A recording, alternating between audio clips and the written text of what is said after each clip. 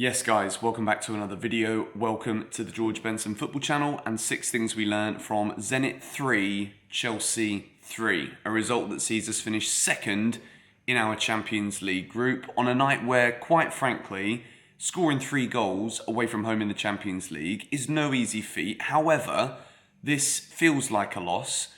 We played the game as if we lost, as in terms of the general performance of whether it was good or bad from Chelsea on the pitch.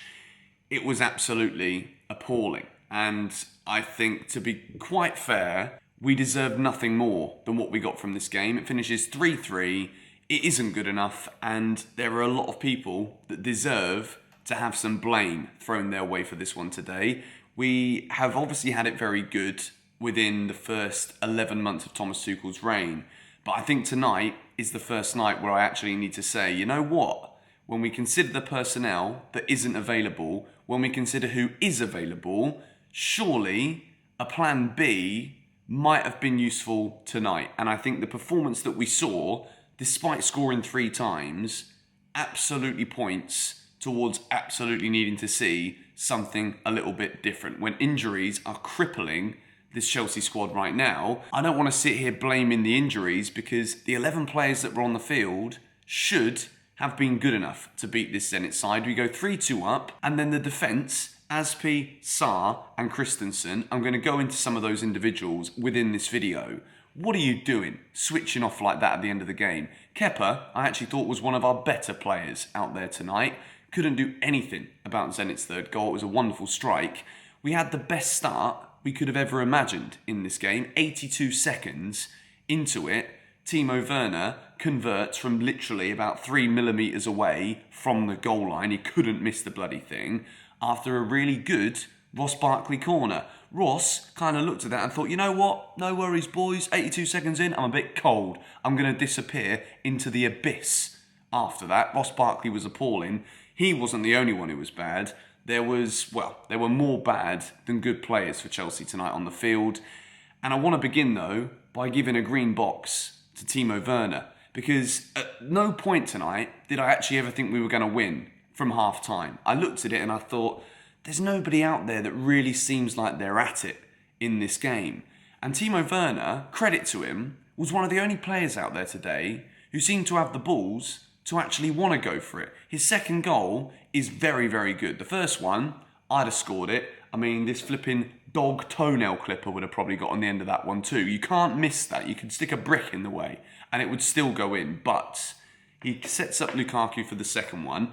I'm thinking at the time, if this gets given as offside, he's going to get slaughtered, because he could have just dinked it over the keeper himself. And then the third goal, to actually put Chelsea ahead, is a brilliant finish. It's clinical. He's actually very, very good with his feet in the box, which technically sometimes Werner struggles to get the ball out of his feet, but he didn't. 2 goals and 1 assist. When you're out there as a striker, there's not much more that you can ask for from your player in order to actually finish the balls that come towards the box. I think Werner overall, in this game, it was a big one for him because he did score twice. And we always talk about Timo Werner not contributing enough goals, especially this season. So I think overall, the fact that Chelsea actually come away with something that feels like a defeat, because we're going to finish second in the group, probably end up playing one of the biggest teams in Europe and having to go the hard way, all because we have put in a feeble, lacklustre performance away against a side who, no disrespect to Zenit, but I don't think they're that good at all, to be honest. Yeah, they might be the Russian champions, and maybe it comes across a bit disrespectful. But that Chelsea performance today, please let me know in the comments below if you disagree. I thought it was shambolic. I thought the fact we scored 3 goals was kind of sugar-coated by the fact that Zenit's defence was appalling and we scored 1 in 82 seconds. But regardless of that, we've got to move into box number 2, and it is a red for Andreas Christensen. Ever since Thomas Tuchel dropped Christensen, and then even came out in a press conference and said, the reason we've dropped Andreas Christensen is because there is a lot of confusion, stumbling blocks with the signing of the contract. It is talking today that Real Madrid are looking close to getting a pre-agreement with Rudiger, which means that Rudiger's going to be leaving the club. At the moment, Andreas Christensen, after a performance like that tonight, you just wonder, well, if you're not going to sign this contract, you need to let us know now. Because if that's the case, we buy a centre-back in January, because his performances, I'm going to focus mainly on tonight, but a couple of the recent ones from Christensen, it's like the old Andreas Christensen has come back. He's been reincarnated, but as the version that we didn't want from before, and not the version that came on a Champions League final and looks so solid. For the second time in 4 days, Chelsea concede 3 goals, having only conceded 4 goals in 3.5 months leading up to this. And Andreas Christensen tonight was in the middle of that defence.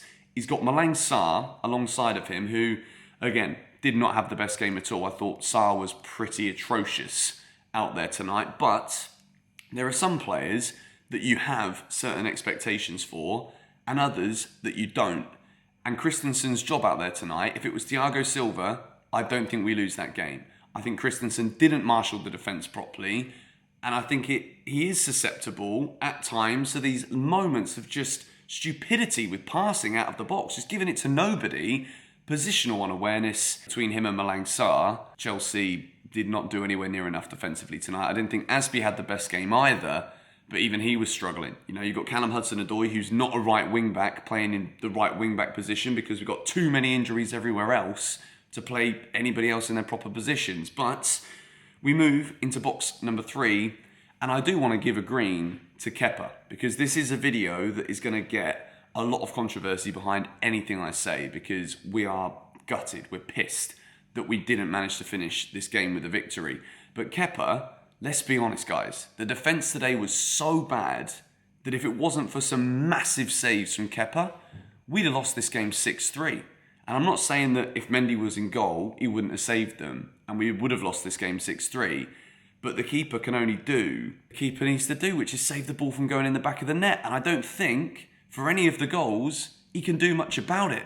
And the fact that I'm sat here, having seen Chelsea keep so many clean sheets, not concede goals, the fact I'm giving Kepa a green box when we've conceded 3 in a game where we basically lost because we finished second in the bloody group, I can't believe this. I really cannot believe this. This is gutting. And if we do get knocked out by Bayern Munich in the last 16, then this match is to blame. Because every other game apart from in Juventus, in Turin, we've done our job in this Champions League group. We've won. But tonight, this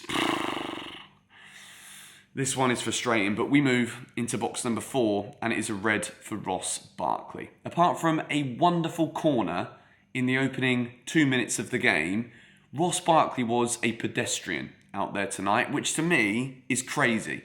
Because whether you like it or not, Ross Barkley is in the shop window. He's playing for a move. When teams like Newcastle, Leeds United, whoever wants Ross Barkley, they watch him play against Zenit St. Petersburg, who at best would probably be a 7th or 8th place side in the Premier League. And Ross Barkley turns up with a performance like that. What was it from Ross Barkley? He doesn't look like he's A, trying to play for the shirt, B, he's trying to play for a move away. He's just like ticking over. When you buy a nice watch, it always ticks around until the battery dies. Ross Barkley's battery died after 2 bloody minutes of this game tonight. I don't know what it was from Ross. He came off and Hakim Ziyech looked better when he came on than Barkley did. So at least Thomas Tuchel didn't leave it too late. But we move into box number 5. And again, of course, it's a red. And it's a red for Saul Niguez. I thought for the opening 6 minutes, it was the best 6 minutes from Saul that I've seen of him in a Chelsea shirt. However, that left side was just void for pretty much the entire game. Malang Sarr did not have the best game either, but I don't really expect all that much from Malang Sarr. So it was between Saul or Malang Sarr for that red box. And I just don't think Saul, he got given an opportunity to play in another position. And again, he showed, in my opinion, that he's not good enough for that either. Malcolm had a field down that right-hand side. He was getting skinned. When he runs, football therapy, Jan, he said that Marcos Alonso has the turning circle of a boat. I think Saul Niguez has a turning circle of the anchor after that performance. It was, again, just an absolute calamity down that left-hand side. And I said it before, I didn't think Saul would get another opportunity. He's only got another opportunity because of all of the injuries in this squad. but I just don't think he's up to it. I don't think I've seen anything from Saul Niguez in any of the matches he's played, apart from that one in the Cup, to suggest that he's a Chelsea player that is going to actually do anything useful for us this season.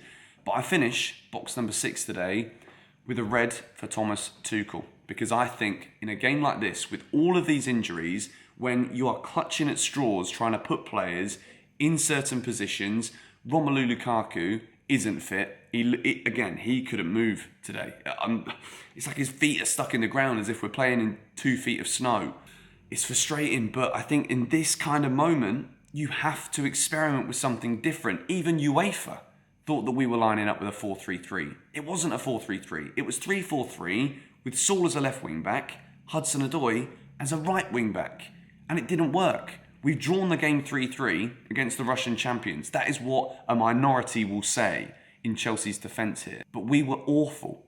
We never, at any point during this match, deserved to win it. And if we would have done, it would have been all thanks to Timo Werner and some heroics from Kepa. And we conceded 3 bloody goals. This one feels like a loss.